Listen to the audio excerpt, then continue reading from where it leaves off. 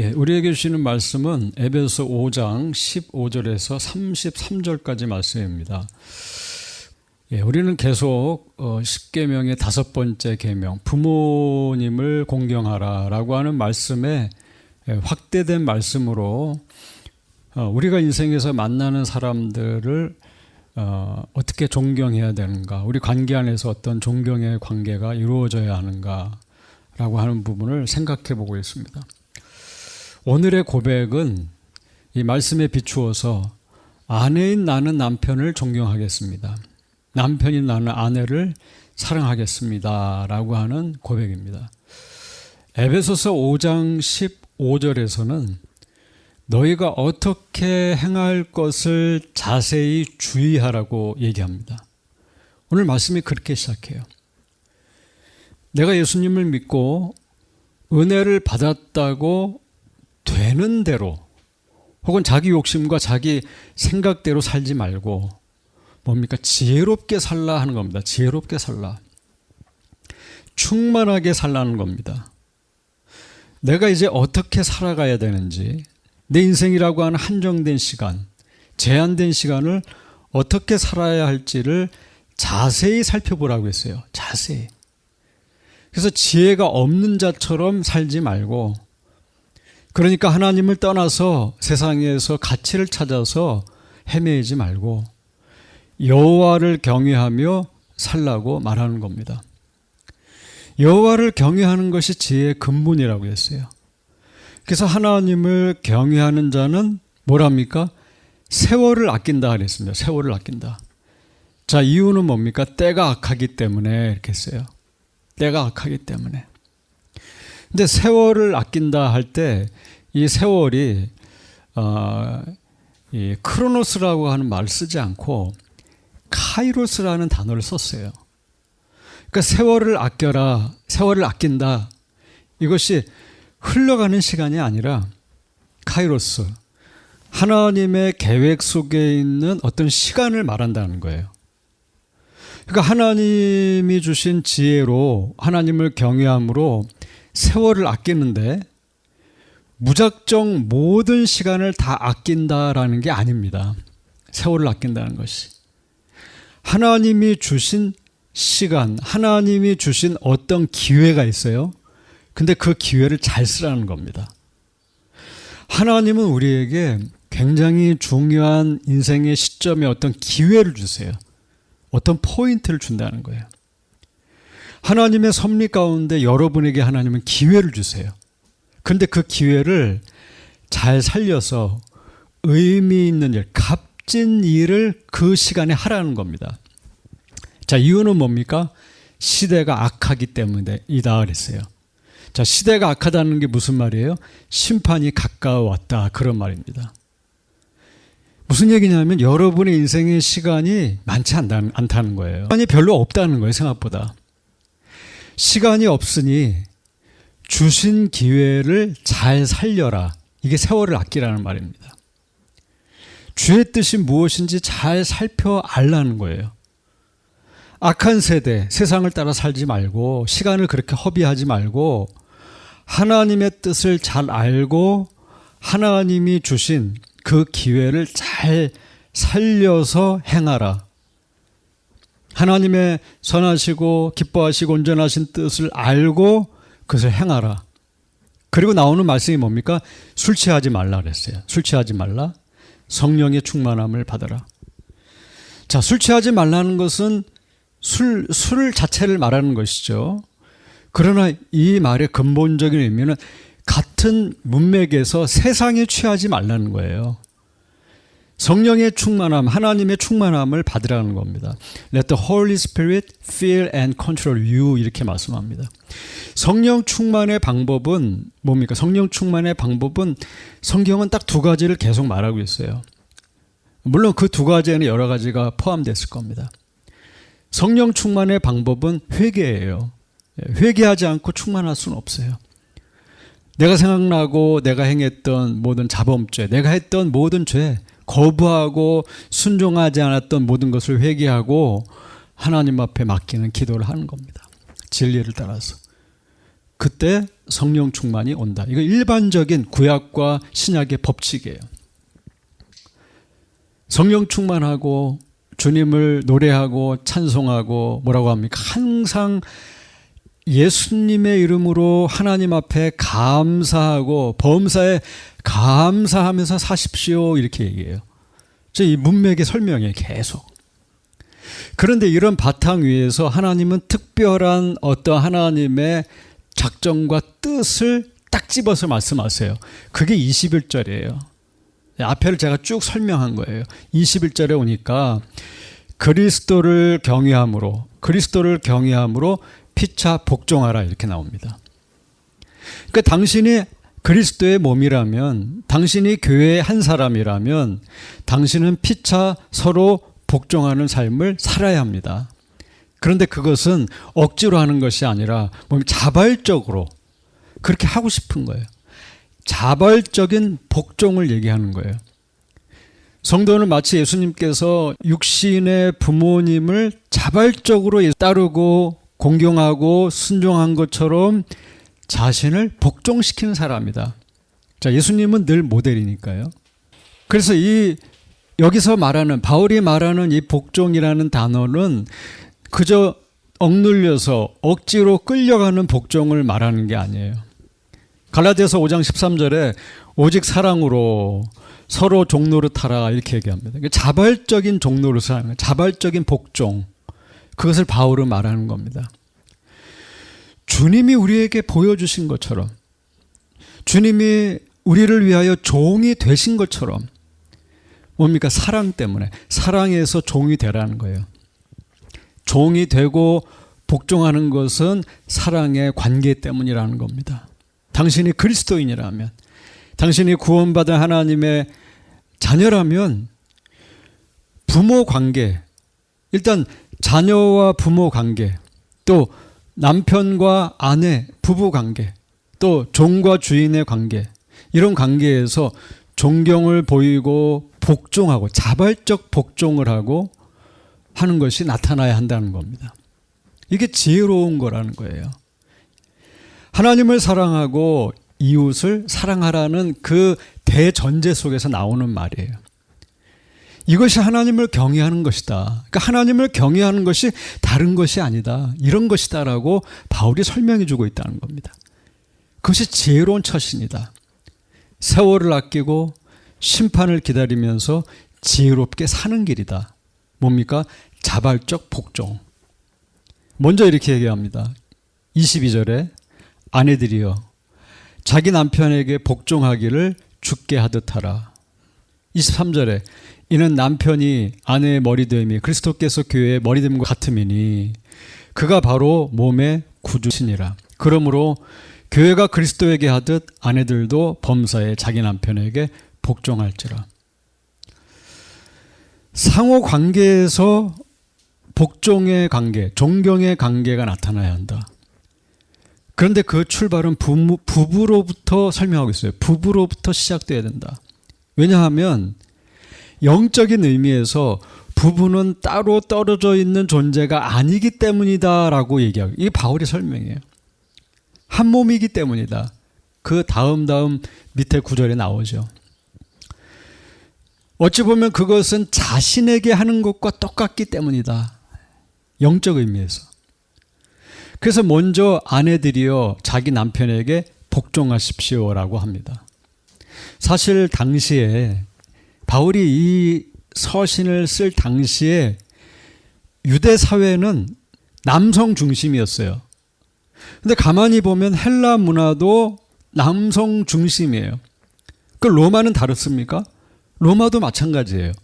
남성 중심이에요. 어찌 보면 늘 남성이 앞서고 여인들은 뒤에 갑니다. 아이들도 뒤로 갑니다. 당시의 상황에서 아내들이여 당신의 남편에게 복종하십시오라고 하는 것은 너무너무 당연한 얘기라는 거예요. 예. 고대 사회에선 당연한 요구예요. 근데 여기 좀 다른 것이 있어요. 뭐라고 얘기합니까? 주께 하듯 하십시오라고 말이 딱 붙어요. As to the Lord라고 말을 썼어요. 여성에게 거의 권리가 없는 시대예요. 당시에는. 그런 시대에 복종의 이유를, 복종의 의미를 교회가 그리스도에게 복종하는 것처럼 하십시오라고 설명했다는 거예요. 남편 아내 관계가 주님과 교회 관계와 유사하다는 거예요. 성도는 우리를 위해 죽으신 예수 그리스도가 없이는 아무 의미가 없잖아요. 예수님이 없이 성도가 무슨 의미가 있어요? 교회가 무슨 의미가 있어요? 구원을 어떻게 말해요? 예수님이 없이는 교회는 존재 이유가 없어요. 아무것도 성립이 안 돼요. 그러니까 교회는 예수님께 붙어 있을 때만 의미가 있고 소망이 있어요. 그러니까 교회는 주님의 말씀 아래에 있는 것이죠. 그 위에 있을 수가 없어요. 예수님을 통해 존재하고 예수님을 위에 있고 예수님과 함께 있고 이렇습니다. 남편과 아내는 주와 교회에서 배워야 한다는 거예요. 이게 바울의 설명이에요.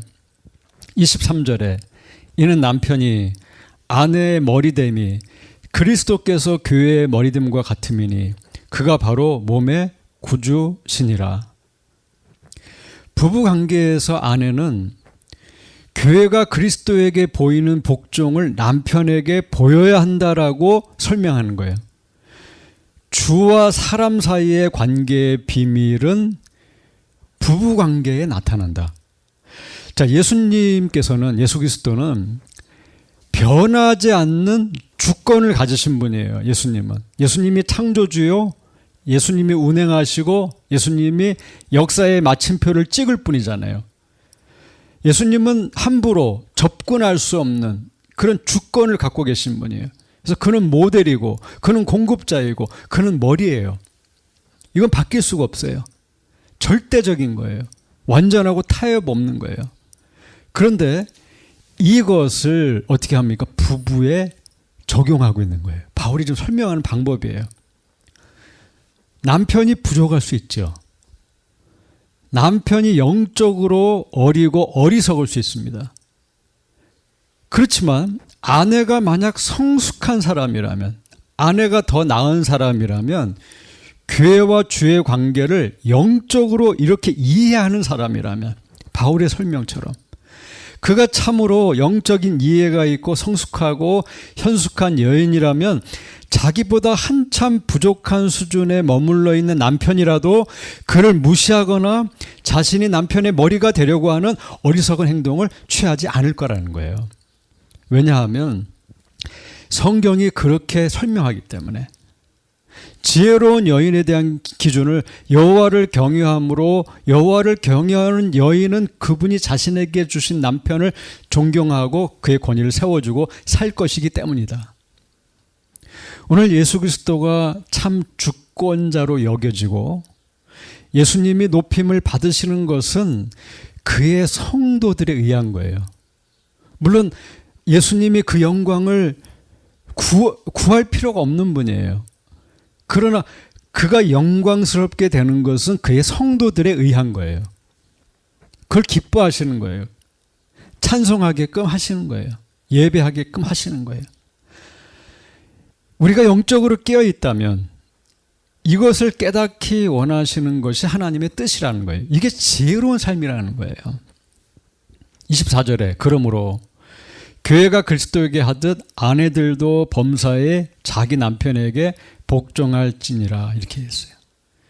교회가 그리스도께 복종하는 것은 너무너무 당연한 거예요. 왜요? 그가 교회를 위해 죽으셨기 때문이죠. 그는 하나님이시기 때문입니다. 그렇게 성도가 주를 따르는 것은 옳은 거예요. 근데 그런 것처럼 남편에게 복종하십시오. 그래서 자발적 복종이라고 설명했습니다. 근데 여기 보면 자기 남편이라고 했어요. 범사에 자기 남편에게 복종하십시오. 남의 남편이 아닙니다. 우리는 여기서 몇 가지 우리 선배들이 조언하는 몇 가지 권면을 생각해 볼 필요가 있어요. 당신이 만약 하나님의 딸이라면, 당신이 만약 진리를 알고 말씀에 순종하고 성령과 동행하는 자라면 세상에 있는 다른 모든 사람보다, 모든 남편보다 당신의 남편을 더욱 사랑하라는 겁니다. 더욱 존경하라는 겁니다. 디도서 2장 4절에 저들로 젊은 여자들을 교훈하되 그 남편과 자녀를 사랑하며 했어요. 초기 교회의 가르침은 자신의 남편을 더욱 사랑하라고 가르쳤다는 겁니다. 어떤 사람들은 만인의 그런 아내가 되려고 해요. 막 불쌍한 사람, 어려운 사람, 필요한 사람, 존경받을 만한 사람, 더 사회적 지위가 있는 사람, 더 높은 사람, 권위 있는 사람, 그런 사람을 따르려고 해요. 그런데 그런 사람보다 당신이 하나님의 딸이라면 당신의 남편을 더욱 사랑하십시오 하는 거예요. 여러분, 이 가르침에 대해서 어떤 우리가 다른 말 할 수 있습니까? 두 번째, 당신이 지혜를 따르는 자라면 당신의 침소와 신분과 그들에게 위탁된 비밀에 대해서 정숙하고 충성해야 한다고 가르칩니다. 히브리서 13장 4절에 모든 사람은 혼인을 귀히 여기고 침소를 더럽히지 않게 하라 그랬어요. 디모데전서 3장 11절에 여자들도 이와 같이 단정하고 참소하지 말며 절제하며 모든 일에 충성된 자라야 할지니라 했습니다. 세 번째, 당신이 하나님을 정말 경외하는 자라면 남편을 존경하며 화내기를 두려워하라는 거예요. 누구든지 언제나 자기 육체를 미워하지 않고 오직 양육하여 보호하기를 그리스도께서 교회에게 함과 같이 한다 그랬어요. 우리는 그의 몸의 지체임이니라. 그러므로 사람이 부모를 떠나 그의 아내와 합하여 그 둘이 육체가 될지니 비밀이 크도다. 나는 그리스도와 교회에 대해 말하노라. 그러나 너희도 각각 자기의 아내 사랑하기를 자신같이 하고 아내도 자기 남편을 존경하라 이렇게 얘기합니다. 네 번째, 당신이 정말 예수 그리스도를 따르는 자라면 그리스도 안에 있는 모든 합당한 일에 대하여 남편에게 자발적 복종을 해야 한다는 거예요. 다섯 번째, 당신이 주를 기뻐하는 자라면 남편이 어떤 성향을 갖든 서로 맞추기 위하여 노력하고 그를 기쁘게 하려고 노력해야 한다는 거예요. 고린도전서 7장 34절에 시집간 자는 세상 일을 염려하여 어찌하여 남편을 기쁘게 할꼬 했어요. 여섯 번째, 당신이 하나님의 공급을 믿는 자라면 남편의 짐을 함께 지고 가정을 위해 양식을 함께 준비하는 일, 그러니까 돕는 배필로서의 일을 해야 한다는 거예요. 이게 창세기 2장 18절에 나와요. 여호와 하나님이 가라사대 사람이 독초하는 것이 좋지 못하니 내가 그를 위하여 돕는 배필을 짓는다 했습니다. 일곱 번째, 당신이 평강의 복을 누린 자라면 그 가정의 평강을 위해 남편의 말을 듣고 그것이 선한 것이라면 같은 뜻을 가지십시오라고 권면했어요. 남편들이 악한 길에 있을 때 온유함과 지혜와 친절함으로 사랑스러운 충고로 그를 하나님의 길로 되돌아가게 할 수 있는 사람은 당신밖에 없습니다. 베드로전서 3장 1절 이하 이렇게 얘기합니다. 아내들아, 이와 같이 자기 남편에게 순종하라. 이는 혹 말씀을 순종하지 않는 자라도 말로 말미암지 않고 그 아내의 행실로 말미암아 구원을 받게 하려 함이니 너희의 두려워하며 정결한 행실을 범이라. 너희의 단장은 머리를 꾸미고 금을 차고 아름다운 옷을 입는 외모로 하지 말고 오직 마음에 숨은 사람을 온유하고 안정한 심령에 썩지 아니할 것으로 하라. 이는 하나님 앞에 값진 것이니라. 전에 하나님께 소망을 두었던 거룩한 부녀들도 이와 같이 자기 남편에게 순종함으로 자기를 단장하였나니 사라가 아브라함을 주라 칭하여 순종한 것 같이 너희는 선을 행하고 아무 두려운 일에도 놀라지 아니하면 그의 딸이 된 것이니라. 자, 두 번째는 남편들아 이렇게 했습니다. 이게 25절부터 나오는 말씀이에요. 남편에게 주는 말씀. 남편들아 아내 사랑하기를 그리스도께서 교회를 사랑하시고 그 교회를 위하여 자신을 주심같이 하라. 이는 곧 물로 씻어 말씀으로 깨끗하게 하사 거룩하게 하시고 자기 앞에 영광스러운 교회로 세우사 티나 주름 잡힌 것이나 이런 것들이 없이 거룩하고 흠이 없게 하려 하심이라. 이와 같이 남편들도 자기 아내 사랑하기를 자기 자신과 같이 할지니 자기 아내를 사랑하는 자는 자기를 사랑하는 것이라 했습니다. Love your wives as Christ loved the church 이렇게 설명합니다. 남편을 향해서 말씀하는 것이죠. 그리스도께서 교회에게 하듯 아내를 사랑하라. 근데 이건 명령이에요. 지금 아내에게 하신 말씀, 남편에게 하신 말씀 다 명령문입니다. 이렇게 명령하는 거예요. 그런데 어떻게 합니까? 온전히 하고 철저히 하고 완벽하게 하려고 노력하라는 겁니다. 여러분 사실은 이 편지가 쓰여지는 당시는 남자 중심 사회예요. 그 남자 중심 사회에서 자신의 아내의 필요를 채우는 그 남편의 역할은 사실 그렇게 자주 거론되는 그런 얘기가 아니에요. 그런 분위기가 아니었어요. 당연하겠죠. 사실 여자는 숫자에서도 제외되는 분위기예요. 당연히 그런 환경이에요. 그러나 그런 분위기 속에서도 바울 선생님은 남편 중심인데 그 남편에게 명령을 하고 있다는 거예요. 왜요? 하나님의 성령이 그렇게 하고 계시기 때문에. 아내를 사랑하되 당신의 몸을 줄 정도로 하십시오. 예수님께서 교회를 위해 자기 몸을 주셨는데 사랑으로 희생적인 사랑을 하셨는데 당신도 그렇게 사랑을 해야 됩니다. 근데 여기 사랑이라는 말을 아가파오라는 말을 썼어요. 우리가 잘 아는 겁니다. 아가페, 아가파오. 자, 이 말씀을, 이 단어를 쓴 이유는 그 사랑이 어떤 사랑이어야 됩니까? 희생적으로 사랑하라는 거예요. 이타적 사랑을 하라는 거예요. 25절에 남편들아 아내 사랑하기를. 그리스도께서 교회를 사랑하시고 그 교회를 위하여 자신을 주심같이 하라 했습니다. 그리스도께서 자신을 주셨다. 그 주심같이 하라. 주셨다고 하는 것은 이 단어를 찾아보니까 파라디도미라고 하는 단어를 썼어요. 이 말은 뭐냐면 그리스도께서 자신을 팔았다 그러는 거예요. 팔았다. 엄밀히 말하면 예수님께서 팔려가셨다. 근데 그거를 허락하신 거예요. 자기가 팔려가는 거를. 십자가에 달려서 달리도록 팔리셨는데 단번에 과감하게 팔리셨다. 이런 뜻이에요. 이 단어의 의미는.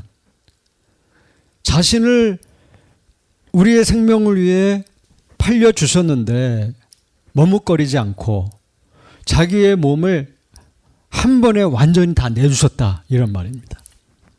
자, 이 단어를 쓰는 것은 남편이 아내를 사랑할 때 어떻게 사랑해야 돼요? 주님처럼 과감하게 희생적으로 사랑하라는 거예요. 조건을 걸지 말고 이성적으로 하지 말고 뒤도 없이 과감하게 사랑하십시오. 무조건적 사랑을 말하는 거예요. 26절에 이는 곧 물로 씻어 말씀으로 깨끗하게 하사 거룩하게 하시고 자기 앞에 영광스러운 교회로 세우사 티나 주름 잡힌 것이나 이런 것들이 없이 거룩하고 흠이 없게 하려 하심이라. 근데 예수님께서 그렇게 자신을 내어주신 이유는 교회를 씻어 거룩하게 하시려고 그렇게 하신 것이고 또 거룩하고 흠이 없는 영광스러운 교회로 세우려고 자신을 그렇게 주셨다. 팔려가셨다. 이렇게 말씀합니다. 씻었다. 그러니까 목욕 재개했다. 영적 샤워, 영적 씻음을 위해서 희생적 사랑을 하셨다는 거예요. 여러분 성경에는 속죄에 대해서 말할 때 물로 씻는 행위로 묘사하는 경우가 자주 나타나요. 그런데 물로 씻어서 말씀으로 깨끗하게 하사 이렇게 했어요. 킹 제임스 버전을 보니까 and cleanse it with the washing of water by the word 이렇게 얘기했어요. 그러니까 말씀에 의해서 물로 씻었다 이렇게 설명했죠. 물로 씻는 것과 말씀으로 씻는 것을 같은 의미에 놓은 거예요. 근데 이 말씀을 로고스라는 말을 썼어요. 로고스는 예수님 자신을 말하는 것이죠. 예수님의 말씀으로 씻어서 정결하게 하기 위하여 사랑하셨다 그런 거예요. 그러니까 이거를 부부관계에 비춰보라는 거예요. 부부관계 안에서 희생적인 사랑, 정말 앞뒤 없는 조건 없는 사랑을 해야 되는 이유는 거룩한 영광스러운 교회로 세워지는 것과 관계가 있다는 겁니다. 이걸 잘 번역하면 영광스러운 교회로 맞아들이려고 하는 거예요. 그를 영광스러운 교회로 맞아들이려고 자기 몸을 희생하셨다. 부부가 사랑하고 순종해야 되는 이유는 영광스러운 주의 교회로 맞아들여지기 위한 것이다. 티나 주름이 없이 영적이나 도덕적이나 흠이 없도록 하기 위해서, 그래서 사랑하고 영광스러운 교회로 세워지도록 하는 것이다. 이렇게 설명했다는 거예요. 28절에 자기 아내 사랑하기를 제 몸같이 하라 그랬습니다. 바울 선생님은 남편이 아내를 사랑하는 수준이 자기 자신을 아끼는 것처럼, 자기 몸을 사랑하는 것처럼 하라고 설명했습니다. 남자가 부모를 떠나 아내와 연합하는 한 몸, 하나가 되었고, 그러므로 아내가 남이 아니라 뭡니까? 영적으로는 한 몸이기 때문에 자기를 아끼고 자기를 다듬는 것처럼 아내를 그렇게 사랑하라. 왜? 한 몸이기 때문에. 근원적인 이유는 한 몸이기 때문에 영적으로 육체적으로 결합이 있고 운명 공동체이기 때문에 그 관계에는 신비한 연합이 있다. 32절에 이 비밀이 크다 이렇게 설명했어요. 그래서 이 부부의 연합된 몸을 통해서 교회와 주님의 관계의 비밀도 깨닫게 하기를 원하신다는 것이죠. 자, 이런 의미에서 여러분 남편들에게, 그리고 남편이 될 분들에게 몇 가지 권면을 드리는 거예요. 자, 이 권면은 우리 선배들이 했던 권면이에요. 이 말씀을 근거로. 첫 번째, 당신이 그리스도를 구주로 믿는 자라면 그리스도께서 교회를 사랑하신 것 같이 아내를 최선의 방법으로 사랑하라. 두 번째, 당신이 주와 함께 하는 자라면 아내와 함께 거하고 지식을 따라 귀하게 여기고 그와 함께 사는 것을 좋아하라는 거예요. 그걸 즐거워하라. 베드로전서 3장 7절에 남편 된 자들아 이와 같이 지식을 따라 너희 아내와 동거하고 저는 더 연약한 그릇이요 또 생명의 은혜를 유업으로 함께 받을 자로 알아 귀히 여기라. 이는 너희 기도가 막히지 아니하게 하려 함이라. 이렇게 얘기합니다. 세 번째, 당신이 정말 주를 따르는 자라면 아내에게 필요한 것을 공급하고 세심하게 공급하십시오. 부드럽게 대하십시오. 이렇게 했어요. 네 번째, 당신이 주님과의 영원한 언약 안에 있다면 아내와 맺은 결혼 계약을 엄숙하게 지키고 그들 외에 다른 누구와 관계를 갖지 말라는 거예요. 호세아 3장 3절 저에게 이르되 너는 많은 날 동안 나와 함께 지내고 행음하지 말며 다른 남자를 쫓지 말라. 나도 내게 그리하리라 하였노라. 다섯 번째, 당신이 주의 도우심으로 산다고 고백하는 자라면 아내를 보호하고 그들의 연약함을 사랑의 날개로 감싸 주십시오. 베드로전서 4장 8절 무엇보다도 열심으로 서로 사랑할지니 사랑은 허다한 죄를 덮느니라. 여섯 번째, 모든 합당한 것들로 아내를 기쁘게 하고 그가 뭔가를 잘했을 때 고마워 감사하고 칭찬하십시오. 마지막으로 당신이 정말 주를 따르는 자라면 아내를 위해 함께 기도하고 때로는 권면을 하며 그들을 돕고 특히 여호와의 길과 법도를 행하도록 도우십시오라고 가르쳤습니다. 그래서 우리의 선배들의 권면이었어요. 주와 함께 살리라 영원토록 주 위에 살리라.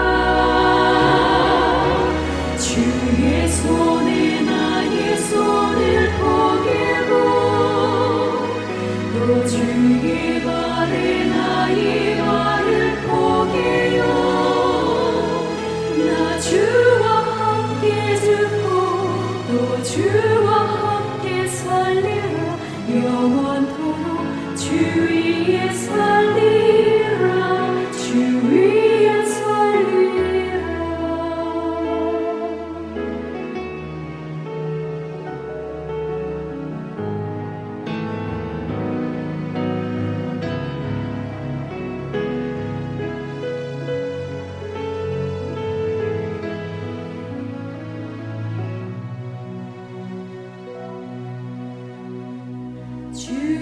손에